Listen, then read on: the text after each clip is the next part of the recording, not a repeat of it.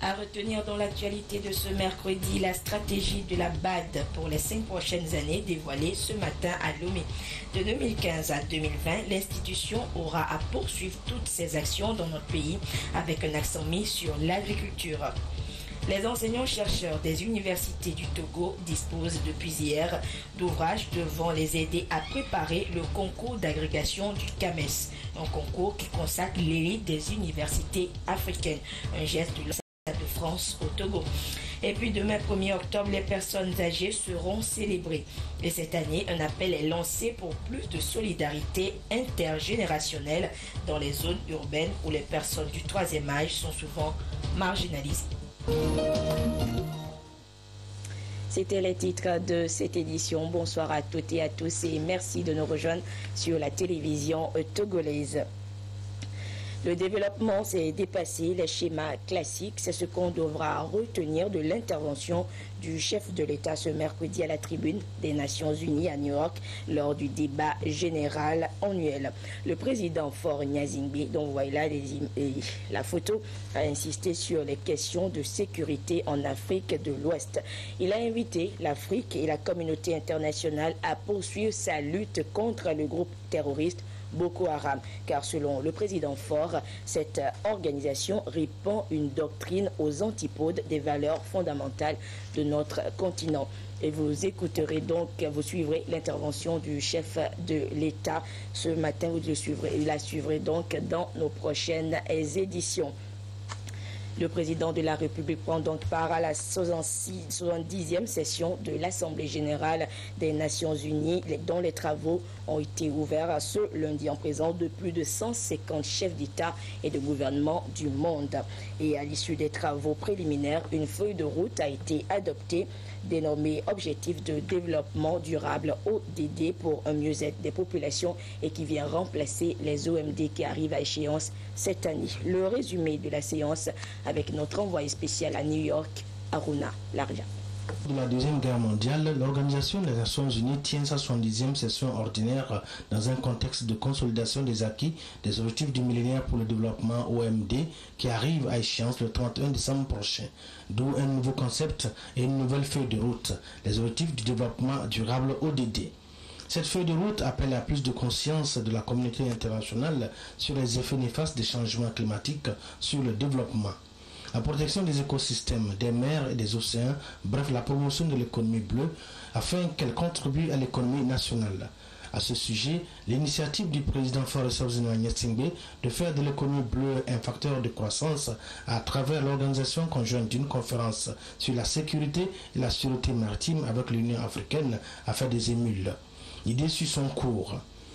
La 70e session a fait l'amère constat de la poursuite de la guerre, notamment en Syrie et dans de nombreuses contrées, engendrant des conséquences socio-économiques graves avec leur lot de réfugiés et d'immigrants illégaux. Cette guerre en Syrie et les menaces terroristes dans le monde, en passant par les ambitions politico-religieuses de l'État islamique, ont dominé les débats et même dans les interventions, notamment celle du président américain Barack Obama, qui a mis en garde ceux qui menacent la paix mondiale. Pour le secrétaire général des Nations Unies, Ban Ki-moon et la présidente Dilma Rousseff du Brésil, le nouvel ordre doit intégrer les ODD qui recherchent le bien-être et la croissance continue à l'horizon 2030.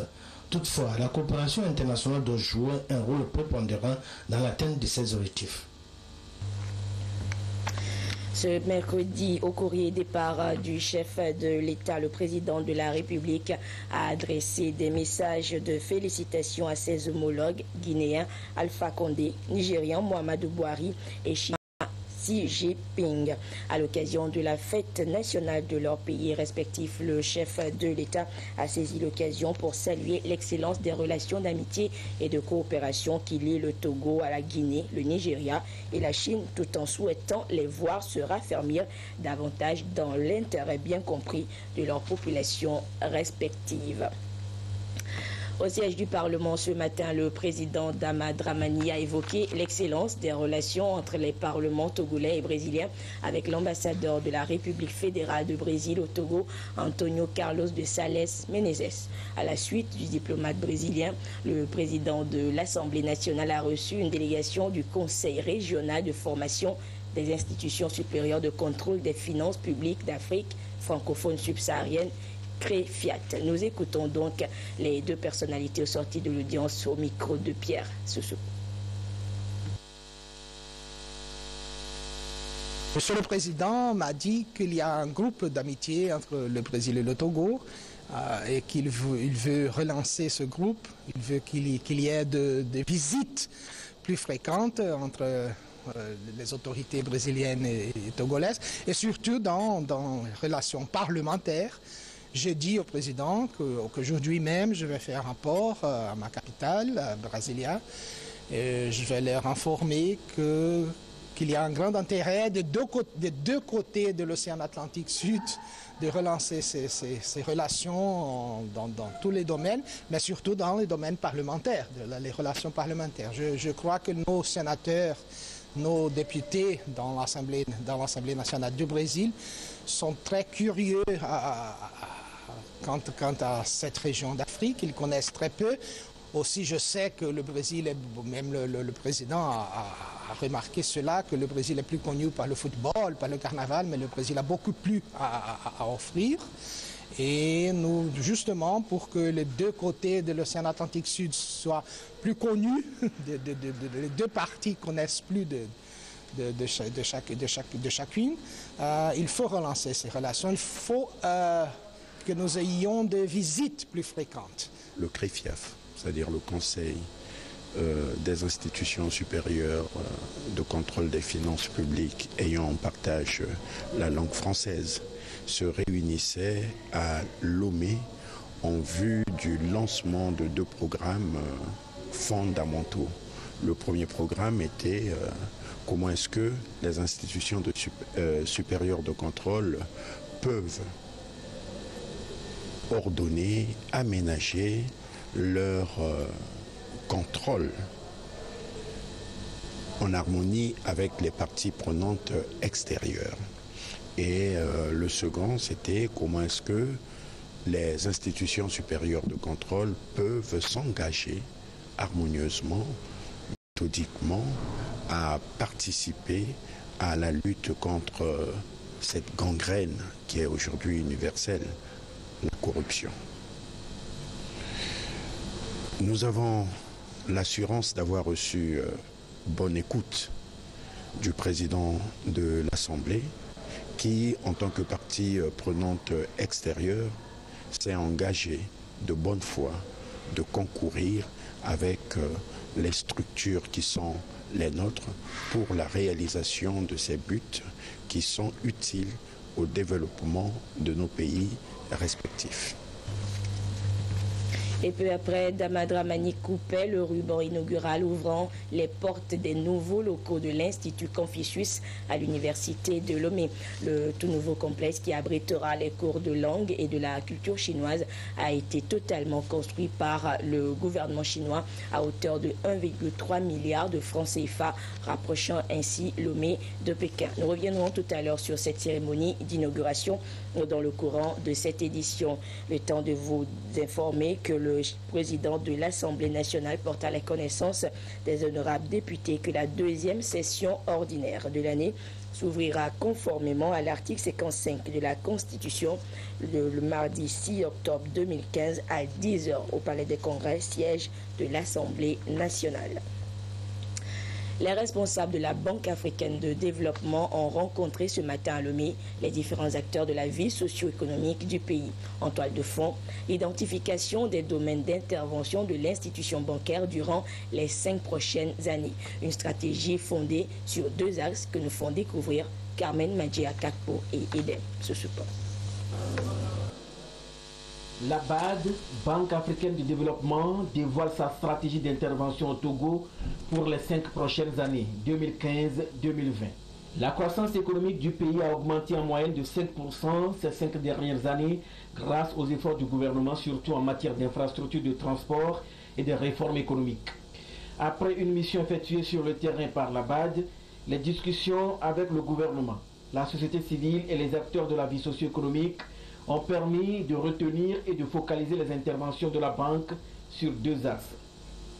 Le premier, c'est de continuer à appuyer la transformation des infrastructures socio-économiques de ce pays, mais en intégrant cette dimension de l'inclusion sociale. Le deuxième axe, c'est effectivement tout ce qu'on voit, les investissements qu'on fait, sont partis du fait que le gouvernement a entamé des réformes importantes en matière économique et financière. Et ces réformes ont été soutenues par la BAD. Donc, les populations togolaises, avec les parties prenantes que nous avons rencontrées, ont demandé qu'on intensifie notre appui aux réformes financières, mais pour les 5 prochaines années, en nous focalisant aussi sur la gouvernance dans les secteurs porteurs et surtout sur la gouvernance locale. Et voir dans quelle mesure, à partir de ces 2 grands axes, décliner des opérations qui pourront être réalisées efficacement pour le bien-être des populations togolaises. La rencontre de ce jour a permis aussi de présenter le rapport d'achèvement du document de stratégie pays 2011-2015 et de passer en revue la performance du portefeuille pays 2015. L'exercice montre l'engagement de la BAD et du gouvernement à travailler ensemble pour lutter contre la pauvreté et soutenir l'évolution de la croissance économique du pays. Il est important que l'appui de la BAD vise avant tout l'amélioration des conditions de vie de la population d'une manière concrète et mesurable à travers un développement intégré et inclusif des infrastructures économiques et sociales. Il devra également contribuer au renforcement de la gouvernance et de la gestion durable des infrastructures et améliorer la qualité des services au bénéfice de la population. Si l'incidence de la pauvreté est passée de 61,7% en 2006 à 58,7% en 2011, le niveau de pauvreté reste élevé selon les experts de la BAD. La BAD compte donc pour les 5 ans à venir mettre un accent particulier sur l'agriculture. Il s'agit de la rendre plus productive, plus résiliente, plus inclusive et durable. Le secteur agricole, mais aussi éducatif, sanitaire et bien d'autres domaines au Togo ont reçu le coup de pouce de la BAD depuis 2011 à cette année 2015. Exercice bilan ce soir avec Carmen Madjé à Kakou. Ces 5 dernières années, la Banque africaine de développement BAD a contribué au renforcement de la gouvernance économique et financière au Togo. Plusieurs projets ont été financés dans le secteur des infrastructures de transport notamment. La réhabilitation de la route Lomé-Frontière-Bénin et l'axe Lomé-Ouagadougou à travers la réfection du tronçon Atakpamé-Blita et la modernisation du port autonome de Lomé par le financement du projet de construction de la DARS de Lomé Conteneur Terminal. La BAD a également apporté son appui aux réformes économiques engagées par le Togo en matière de renforcement du système de gestion des finances publiques et la mobilisation des ressources internes. Nous avons aussi accompagné le gouvernement à améliorer son climat des affaires. La BAD a accompagné, par exemple, le ministère du Commerce à mettre en place ce guichet unique de commerce extérieur. Le guichet aussi de création des entreprises a été accompagné par la BAD. Ces grandes réformes ont permis d'avoir un cadre macroéconomique plus sain. Nous avons aussi fait beaucoup de renforcement de capacités dans l'administration publique. L'objectif visé est de créer une croissance soutenue et partagée au profit de l'ensemble de la population et réduire de façon significative le taux de pauvreté. Les actions que nous les menons de façon ordonnée et surtout avec le concours de toutes les parties prenantes. Mais le premier partenaire de la BAD, c'est le gouvernement. Okay? C'est le gouvernement qui donne les orientations du développement d'un pays. Donc c'est pour cela que nous travaillons directement avec le gouvernement. Nous sommes un partenaire, nous accompagnons. Et c'est pour cela que nous sommes aussi heureux de voir les efforts qui sont faits au niveau du pays pour pouvoir vraiment réduire ce taux d'extrême pauvreté. La Banque africaine de développement a été l'un des premiers partenaires techniques et financiers à accompagner le Togo en 2006 au sortir de la crise économique. Elle s'engage une fois encore à soutenir la croissance économique pour la période 2016-2020.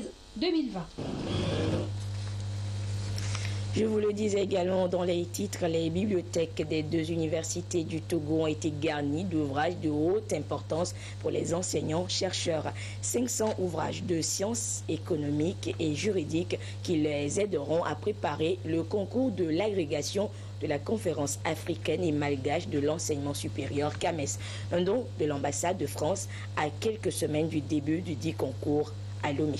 Emmanuel Adiaklo, Charlotte Moussime. Les universités publiques du Togo enrichissent leur répertoire didactique. De nouveaux documents viennent d'être mis à leur disposition. 500 ouvrages au total évalués à plus de 12 millions de francs CFA. Un don de l'ambassade de France au Togo. Une réponse donc à la demande exprimée par les acteurs universitaires. Les livres, c'est la civilisation. Aujourd'hui, on doit, Togolais et Français, défendre la civilisation. Parce qu'elle est fragile et parce que la barbarie, qui a de nombreux visages, est en train d'essayer de détruire la civilisation. Cette dotation documentaire profite en premier à la dizaine de candidats retenus pour le prochain concours d'agrégation du CAMES, Conseil africain et malgache de l'enseignement supérieur. Un prestigieux concours qui consacre l'élite universitaire et fait passer un assistant au grade de professeur titulaire. Avec la mise à jour de cette documentation, les différents candidats pourront travailler via les références les plus adaptées, bâtir leurs argumentaires, mieux réussir cet examen d'obédience panafricaine. Les ouvrages serviront surtout lors des épreuves de commentaires et lors des épreuves de dissertation. Ces ouvrages sont plutôt actualisés, ce qui nous permettra de pouvoir travailler en loge dans des conditions satisfaisantes. Joie et reconnaissance sont les sentiments qui animent le monde universitaire, le ministre de tutelle en particulier. Les bibliothèques, qu'elles soient en ligne ou en état physique, sont des éléments importants de l'acquisition du savoir. Parce que dans ces ouvrages se trouvent effectivement condensés plusieurs siècles de savoir. Cet investissement dans le capital humain s'inscrit dans le projet Agrest, appui à la gouvernance et à la réforme de l'enseignement supérieur au Togo. À travers ce projet, la France appuie les universités de Lomé et de Kara dans l'éducation et la formation des étudiants et enseignants-chercheurs. Le concours d'agrégation du CAMES est organisé cette année par le Togo. Il se tiendra en novembre prochain et se déroulera à l'université de Lomé. Et restons toujours à l'université de Lomé. Justement, je vous disais que le président de l'Assemblée nationale, Dama Dramani, a coupé le ruban inaugural ouvrant les portes des nouveaux locaux de l'Institut Confucius. Le tout nouveau complexe qui abritera les cours de langue et de la culture chinoise a été totalement construit par le gouvernement chinois à hauteur de 1,3 milliard de francs CFA, rapprochant ainsi Lomé de Pékin. Et la cérémonie d'inauguration avec Tchassenam. Ce complexe moderne, ouvert officiellement par le président de l'Assemblée nationale, Dama Dramani, abritera désormais l'Institut Confucius à l'université de Lomé. D'un coût de 1,3 milliard de francs CFA, il est composé d'un amphithéâtre, d'un laboratoire de langue, des salles de cours et des locaux administratifs. Il offre un espace approprié pour apprendre la langue et la culture chinoise. L'inauguration de cet immeuble montre pleinement la volonté du gouvernement chinois de renforcer la coopération avec le gouvernement et peuple togolais en matière de l'éducation. Je souhaite de tout mon cœur que ce nouvel immeuble de l'Institut Confucius attire un grand public pour lequel il déploie les charmes de la culture chinoise et togolaise. Et après leurs études assidues, les apprenants peuvent faire de leur part de contribution au développement du Togo ainsi qu'au renforcement et à l'approfondissement de l'amitié sino-togolaise. Le développement sans cesse croissant et diversifié des relations d'amitié et de coopération entre la Chine et le Togo dans les domaines politiques, économiques, culturels et éducatifs appelle à renforcer davantage les échanges et les connaissances mutuelles. L'Institut Confucius à l'Université de Lomé servira donc d'interface et de vecteur de rapprochement entre les peuples chinois et togolais. Je voudrais prier Son Excellence, Monsieur l'Ambassadeur, de transmettre au gouvernement et au peuple chinois l'expression de la reconnaissance de tout le peuple togolais. Je souhaite vivement que ce bâtiment marque le début d'une nouvelle ère pour notre coopération bilatérale. Pour cette raison, je formule le vœu que les universités publiques chinoises et togolaises établissent des liens institutionnels plus étroits et que ces rapprochements bénéficient aux universitaires et aux étudiants de nos deux pays. L'Institut Confucius à l'Université de Lomé forme les étudiants, les cadres nationaux et expatriés et les opérateurs économiques à la maîtrise de la langue et de la culture chinoise. En 5 ans d'existence, il a formé plus de 1300 apprenants, dont certains travaillent dans des entreprises chinoises basées au Togo. Des journalistes venus de 8 préfectures du Togo prennent connaissance depuis ce matin à Lomé des traités et recommandations sur les droits de l'enfant. C'est une initiative du réseau des journalistes et communicateurs spécialisés en éducation pour ainsi les impliquer dans l'opération de diffusion et de vulgarisation de ces outils à l'endroit des populations à la base. Eric Djanipo et Clarisse Atticle nous font justement découvrir ces outils. En matière de droits de l'enfant, divers traités, protocoles et conventions ont été signés par le Togo. Pour le suivi de la mise en œuvre de ces différents instruments juridiques, toutes les composantes de la société doivent être mises à contribution. Ici, les professionnels des médias s'approprient le contenu de ces traités et recommandations portant sur les droits de l'enfant. La finalité est de leur permettre de mieux les vulgariser auprès du grand public. Constatons qu'il y a des tests et les gens ne sont pas informés. La population, les enfants eux-mêmes, ils doivent être informés, connaître ces tests qui les protègent, qui est relatif à leurs droits. Et c'est comme cela que ces enfants ou bien la population puissent défendre, tout le monde peut s'engager donc à défendre le droit des enfants. Donc nous attendons qu'ils puissent avoir une bonne connaissance parce qu'on ne peut pas communiquer sur des bases erronées. Il faudrait qu'ils aient ce qu'il y a, les vraies données et ils vont communiquer sur ces vraies données-là, amener les gens à connaître effectivement ce qui se fait, ce qui est fait pour pouvoir défendre la cause des enfants, dupliquer les informations de cet atelier. Le réseau des journalistes et communicateurs spécialisés en éducation est l'initiateur de cette rencontre. Il a bénéficié de l'appui de Plan International Togo qui met l'enfant au centre de ses actions. Après cette formation, que les journalistes apportent leur contribution à diffuser sur les différents traités signés par l'État et à diffuser également les informations sur comment l'État met en œuvre ces traités et comment l'État met en œuvre les recommandations issues des rapports qu'il a eu à présenter au niveau des comités de suivi des droits de l'enfant, que ce soit au niveau de Genève ou que ce soit au niveau de l'Union africaine. Cette formation se tient dans le contexte du projet Suivi des droits de l'enfant de Plan International Togo et c'est un engagement pris par les professionnels des médias à contribuer à la promotion des droits de l'enfant au Togo. Et outre les droits des enfants, les droits et libertés des journalistes eux-mêmes étaient donc à l'ordre du jour de la réunion des responsables des organisations de presse des pays de la sous-région ouest africaine. Une occasion pour ces patrons de presse d'échanger sur les capacités de leurs différents syndicats à mieux défendre leurs intérêts. Dodo Waré et Augustin Kossi nous font le point des travaux.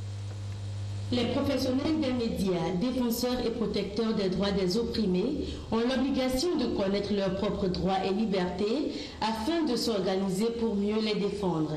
Cette disposition est prévue dans la Convention 87 de la liberté d'association et est consacrée par les conventions internationales et des législations nationales. À Lomé, patron de presse, responsable de l'Union des journalistes de l'Afrique de l'Ouest et la Fédération internationale des journalistes se familiarisent avec les outils nécessaires à la défense et à la protection des droits des hommes de médias. Nous travaillons, mais on n'arrive vraiment pas à vivre de notre métier alors que nous avons des outils nécessaires. Dieu nous dit que cette rencontre, c'est pour nous approprier ces outils, non pas pour les utiliser à tort, pour embêter qui que ce soit, mais les maîtriser et partant défendre le droit de nos membres pour le bien-être des journalistes, pour le bien-être de nos patrons, pour le bien-être de tout un chacun.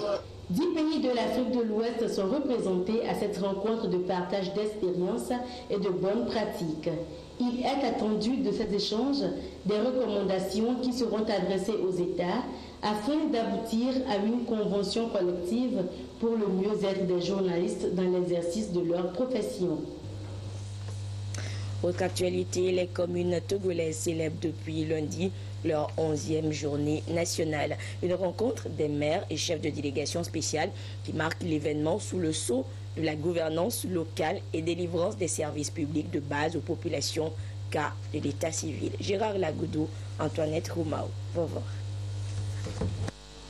L'état civil est un droit fondamental pour tout citoyen, mais il est constaté que la population n'a pas facilement accès à ce service. Pour l'Union des communes du Togo, UCT, il faut corriger cet état de choses. Ici, il est question de renforcer les dispositifs en termes de services et de ressources humaines en vue de l'amélioration des services de base de l'état civil.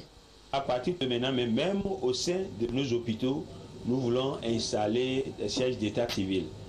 Au niveau des chefs traditionnels, en dehors même des agents qui sont là, si le niveau du chef le permet, on l'initie aussi après les premières notes pour que les premières informations qui viennent avec les parents à la naissance ne soient pas perdues. Vous savez, dès que vous avez un enfant, au-delà de 45 jours, vous ne pouvez plus avoir son acte. Il faut aller au jugement supplétif. Il faut que les parents reviennent retirer ces actes établis. Des fois, les gens les établissent, mais ne reviennent plus. Même si vous avez déclaré que l'enfant n'est plus après, il faut venir retirer la déclaration. C'est un acte très important. C'est une rencontre annuelle de l'UCT pour mener des réflexions sur le développement des collectivités territoriales, y compris le fonctionnement des délégations spéciales. Le Togo s'est lancé dans la réforme de son administration publique depuis quelques années. L'ambition étant de rapprocher les services publics de tous les citoyens. C'est le thème central de notre assise s'imbrique dans les grands défis que le gouvernement togolais, soucieux de délivrer un service public de qualité, s'oblige à relever méthodiquement et patiemment, mais avec beaucoup de détermination, sur la dynamique impulsion de son Excellence, M. Faure Essossi Singbe, président de la République. Je voudrais vous demander de saisir cette occasion de la 11e édition de vos rencontres annuelles afin de trouver, à l'issue de vos travaux, les voies et les moyens afin de résoudre les problèmes liés à ces insuffisances qui impactent négativement l'image de ce service public de délivrance d'actes d'état civil aux citoyens togolais. Une convention entre l'Union des communes du Togo et le département de géographie de l'Université de Lomé a été signée afin de permettre à ses étudiants géographes de s'imprégner des réalités des collectivités. Les partenaires techniques et financiers se mobilisent fortement à cette 11e journée pour la fiabilisation de l'état civil au Togo. La journée internationale des personnes âgées, ce sera donc demain 1er octobre, aussi bien au Togo que partout ailleurs dans le monde. Et à la veille de cette célébration, la ministre en charge de l'action sociale a saisi l'occasion pour inviter la population à développer ce qu'elle appelle la solidarité intergénérationnelle, surtout dans les zones urbaines où l'on a tendance à marginaliser les personnes du troisième âge, et tout ceci en adéquation avec le thème de cette année qui est durabilité et inclusion de l'âge en milieu urbain. Le message de la ministre est analysé ce soir par Robert Potobé et Clarisse Aticlé. Le vieillissement, une autre étape de la vie souvent mal perçue dans la société. Plus spécifiquement en milieu urbain où l'individualisme est de plus en plus grandissant, les personnes de 65 ans et plus sont souvent marginalisées. Et pourtant, elles jouent un rôle dans la société. Les personnes âgées joueront un rôle de plus en plus important grâce, entre autres, à l'accompagnement psychologique des familles, aux soins aux enfants, au règlement des conflits familiaux, à la transmission des valeurs clés. Elle représente aussi un vivier important de connaissances, de savoir et d'expérience pour renforcer les capacités des jeunes générations et pour mettre en œuvre des actions communautaires ainsi qu'à leur participation grandissante à la force de travail rémunérée. Cela constitue, mesdames et messieurs, une opportunité que nous devons saisir à tout prix. À l'occasion de la journée consacrée aux personnes dans le monde, le 1er octobre donc, l'accent est mis sur la durabilité et l'inclusion de l'âge en milieu urbain. Au niveau national, ce thème est recadré et porte sur le rôle des personnes âgées en milieu urbain. C'est-à-dire qu'il faut accorder à cette couche toute l'attention nécessaire à son épanouissement physique, psychologique et social. Et le Togo s'est déjà inscrit dans cette dynamique. C'est ainsi que sous l'impulsion du président de la République, son Excellence, M. Faure Essozimna Gnassingbé, le gouvernement s'est engagé dans la lutte contre la précarité en intensifiant les efforts pour faciliter l'insertion sociale des seniors à travers le partage d'expériences et la transmission des acquis intergénérationnels. L'une des innovations inscrites dans le discours de politique générale du Premier ministre, son Excellence, M.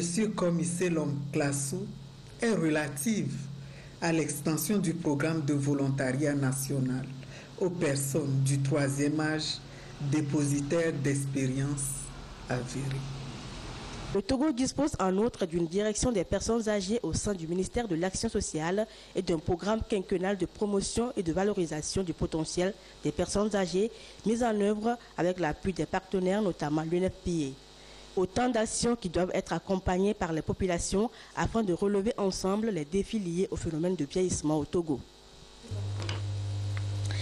Une fois n'est pas coutume, ce soir, vous ne suivrez pas votre magazine hebdomadaire Le Contribuable, mais nous vous proposons un nouveau format de l'émission vendredi prochain, vendredi 2 octobre à 21h. Et cette émission sera consacrée au bilan de la première année des services de l'OTR et les perspectives. Et sur le plateau, vous aurez des invités comme le commissaire général de l'OTR, Henri Gapéry, et les autres commissaires de cette institution, ainsi que leurs partenaires. Le rendez-vous est donc pris pour vendredi prochain à 21h en direct sur la télévision togolaise. Et c'est sur cette information que se referme cette édition. Merci à vous qui l'avez suivi ou que vous soyez grâce à la télévision togolaise. À 22h30, vous serez en compagnie de Isidore Koubatine pour la dernière édition du journal. Au revoir.